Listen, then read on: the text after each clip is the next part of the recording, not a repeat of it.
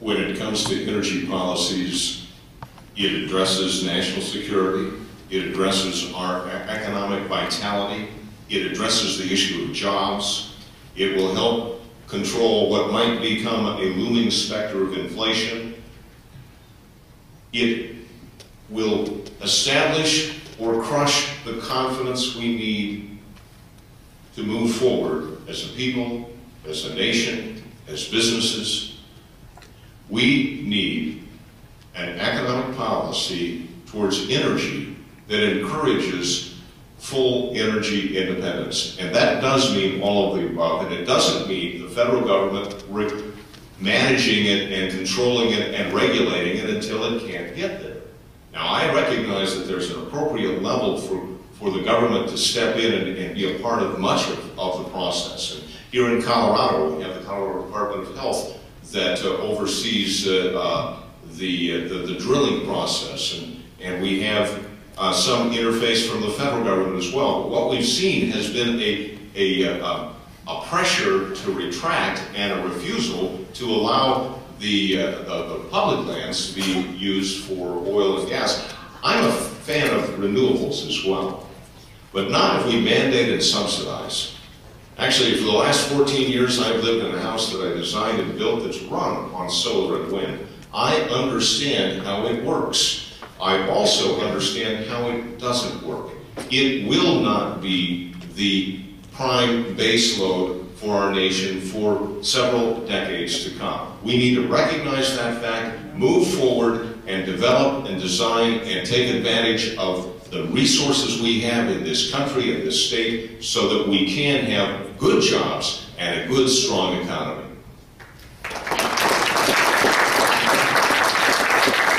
Thank you, and I know the question specifically about coal, so we'll address that and then get to our national energy policy.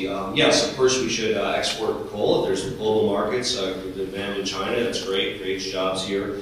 With regard to our domestic energy use, we suffer from the lack of a national energy policy. And like many of my colleagues on both sides of the aisle on this stage, I support an all-of-the-above approach. You've heard that phrase a few times. It might mean different things to different people, but I think there's an acknowledgement no single source of energy will meet our energy future in an affordable way that encourages economic growth. I oppose construction of new coal-burning plants in this country. Again, there's already been significant capital invested in existing coal plants, and they'll continue to produce for decades, and that's an important part of our energy future. But I think the goal of a national energy policy, as well as with the lack of a national energy policy, it's come to fall into the states, where Colorado has an approach including a 30% renewable energy portfolio center. But over time, we need to make sure we can replace powering the grid with natural gas, and we have abundant natural gas here in Colorado, as well as solar and wind energy.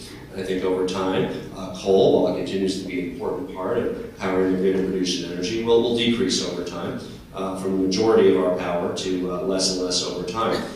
In Boulder, the Valmont Butte coal plant is scheduled to close in 2017 by Excel. Boulder's also looking at municipalization, as the cities of Longmont and Fort Collins already do, looking at accelerating that move to renewable energy above and beyond the benchmark that Excel has laid down. It's absolutely critical from a national defense and security perspective that we establish energy independence and security in our country. It's an important driver for economic growth that we have affordable energy, and it's important to reduce pollutants that contribute to global climate change, as well as to preventing dirtying our air and water, leading to health impacts that actually cost money. So I want an integrated approach federally, and I think it's absolutely critical that we tackle the energy issue to ensure our continued economic growth in a sustainable way. Thank you. We have time for one. Thank you very much. All of the above does not mean ramping down the coal industry. All of the above does not mean shutting down the Keystone Pipeline. It doesn't mean refusing to develop the oil shale industry of possibilities in future decades. It doesn't mean mandating and subsidizing certain favored energy sources that aren't ready for true economic production today.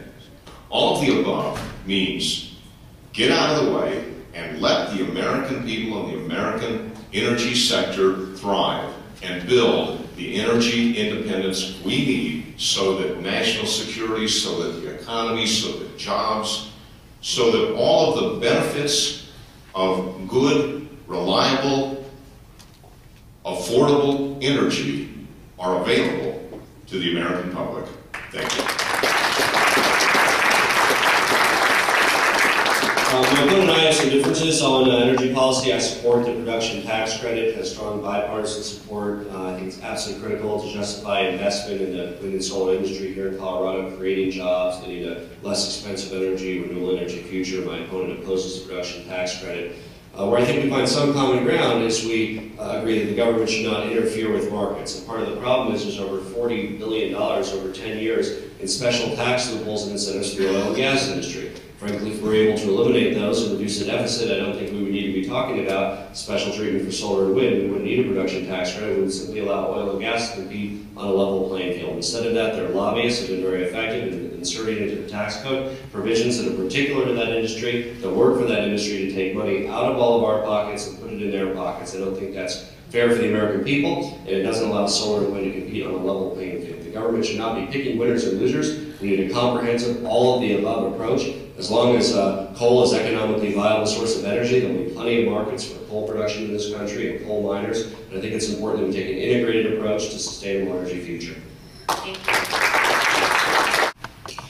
Thank you. I'm running to reignite the American dream, and that begins with education. I want to thank Adams 12 School District for hosting this in these hallowed chambers where I've had many great discussions on moving education forward over the years. At the very time when a college degree is more important than ever for a family to be able to live an upwardly mobile lifestyle, it's becoming more and more out of reach for many families. And for those of you who are kids in college, you know exactly what I mean.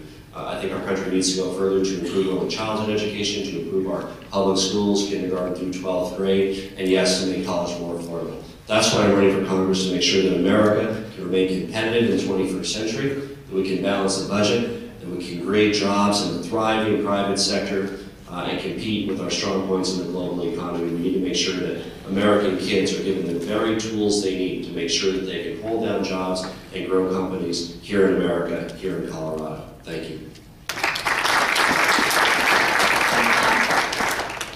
I want to thank everybody for the really fair and I think stimulating discussion that we've had in the last, nearly 2 hours now.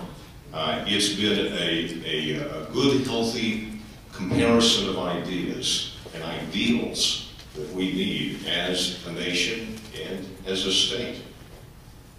I believe that you're seeing a couple of different directions, two clear directions. One is putting the government more in charge of your life, putting the government more in charge of managing all of the systems that are so much a part of today's complex world. But does it all belong in Washington?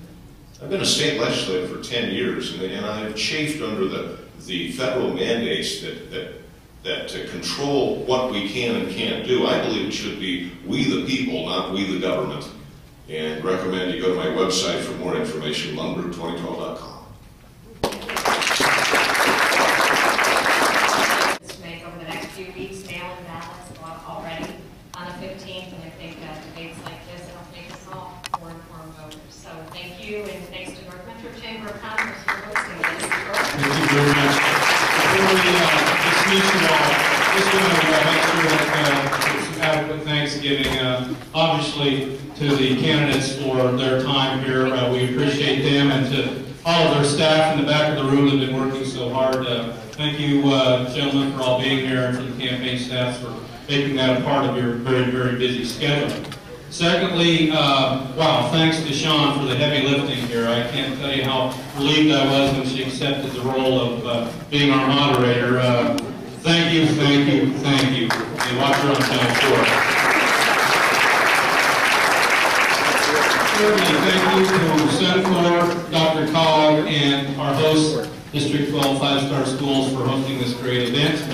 Next up for the Metro North Chamber is the Taste of the Chamber at the Mart on October 17th. It's a great time to put it on your calendar. Thank you. Have a great day.